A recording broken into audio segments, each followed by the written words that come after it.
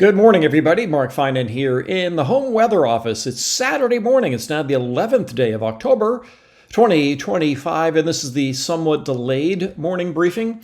It's Saturday, and I did want to wait until more of the 12Z data came in to get a better look at it so we can really find out what's going to happen on Monday and Tuesday with what I think we can call the first storm of the season for California. We are going to see rain in the valley, beneficial rain, as well as snow in the Sierra that could impact travel on Monday and into the day on Tuesday. So this is something that there are a lot of details here. I know a lot of you have a lot of questions about what's going to happen, so we'll take a deep dive into what's going to happen in terms of timing and amounts, both for rain and for snow. This morning, on this Saturday morning, it's beautiful. That's the way it looks outside the window from the home weather office. Blue sky, cloud or two, not much wind.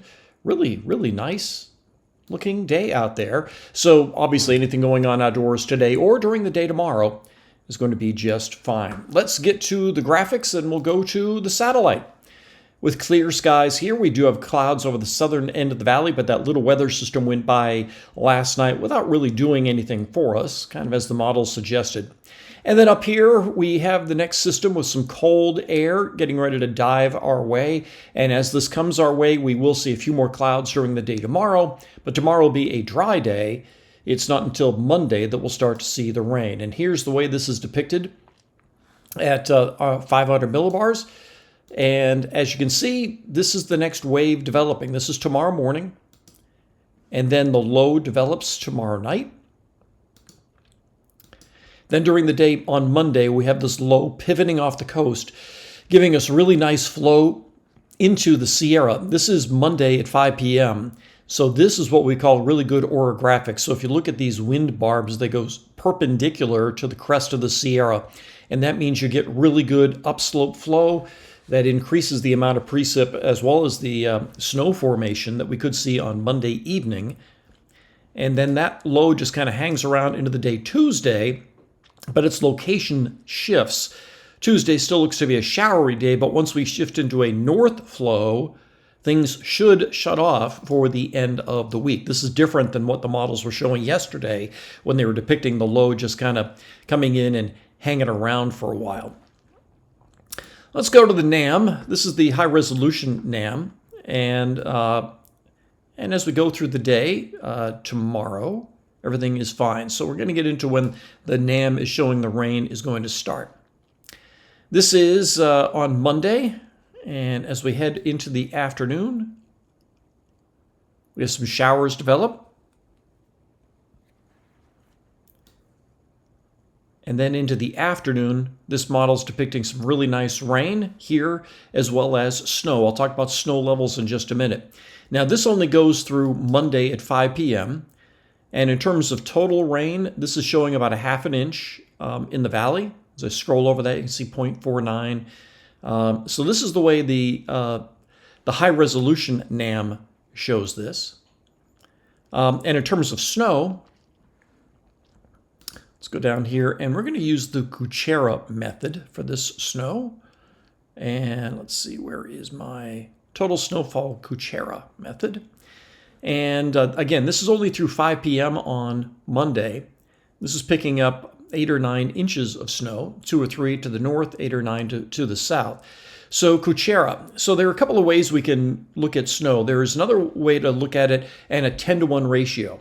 And what we're talking about here are water to snow ratios. The 10-to-1 that I'll put up here, that means that for every 1 inch of water, you get 10 inches of snow. That's it's always been a good way of kind of estimating how much snow you might get. But snow ratios vary. I mean, you get very cold systems and you can get those ratios up over 20 inches of snow for 1 inch of water. You see that with lake effect snow quite often. And then you can get that heavy, gloppy, wet snow where the snow ratios are under 8. So let's see what the Kuchera ratios are estimated by this model. So if I scroll over this, you can see as underneath the lat and lawn, it says 6. So over this one spot, it has a 6-to-1 ratio, meaning very heavy wet snow. You come down here to the south and it's 14-to-1. So even within one system, you will have different snow ratios. So that's really, and that obviously shows how you can get a wide variety of snow in the Sierra. In many storms in other parts of the country, think about the flatter parts of the country, your snow ratios stay relatively the same. But when you get into the Sierra with different elevations and different orographics, you can get vastly different ratios in terms of how much water you're going to squeeze out. All right, let's go to the way the NAM shows this. This is the less high resolution NAM. But I like what this depicts because it can go all the way through the day on Tuesday. And so this is Monday morning, some showers, snow starting in the Sierra. This is midday Monday, snow in the Sierra. The snow level at this time would probably be at or above 6,000 feet. The coldest air is up here. Notice this line right here is the 540 thickness line. So that's an indication of this cold air dropping down. So we have the 552 thickness line, the 546 thickness line, 540, and then a 534. So this is just how a depiction of the colder air dropping in, and that will eventually drop the snow levels. So once again, this is midday on Monday. Let's go ahead a little bit.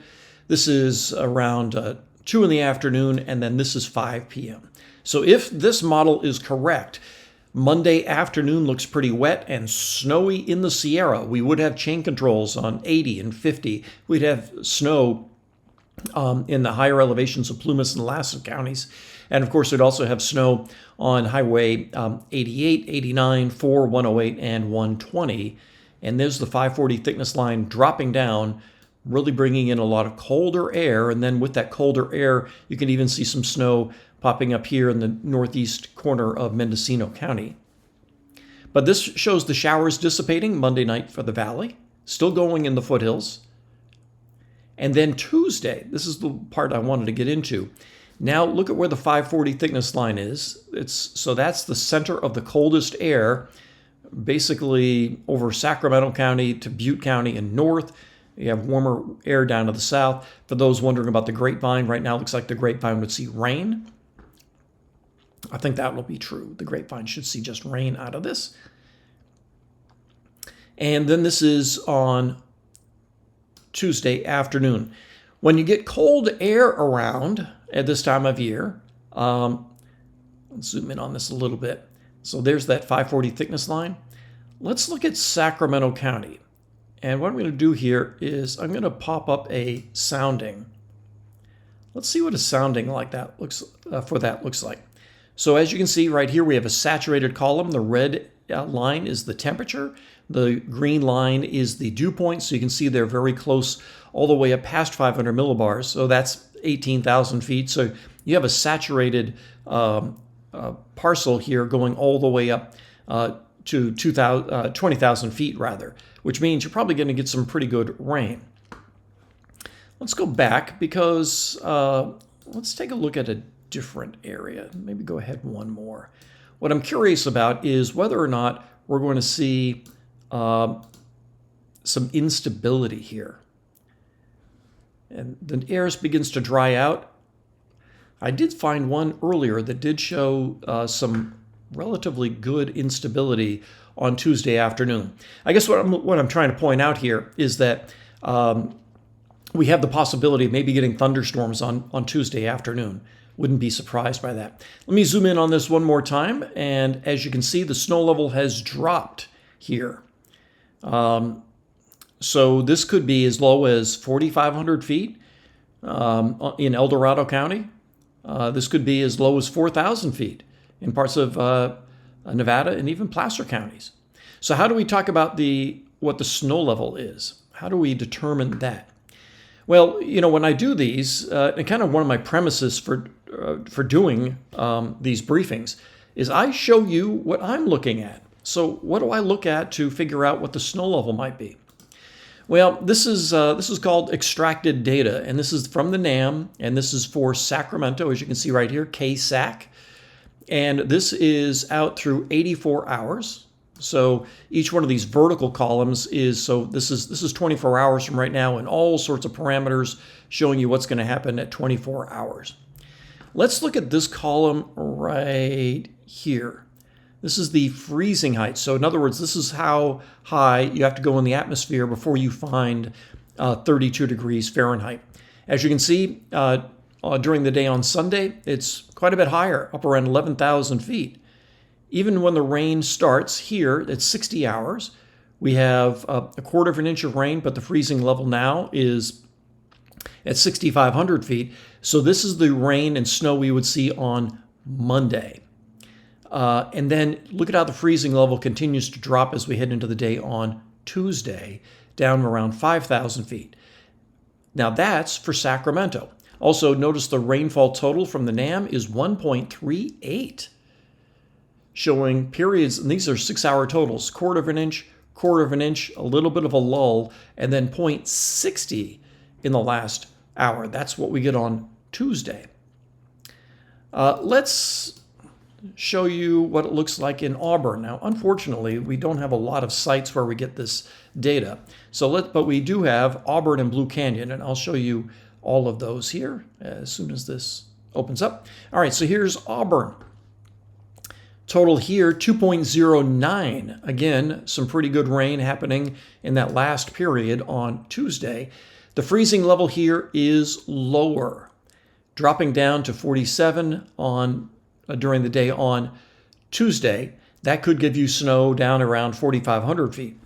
And let's go up to Blue Canyon. KBLU.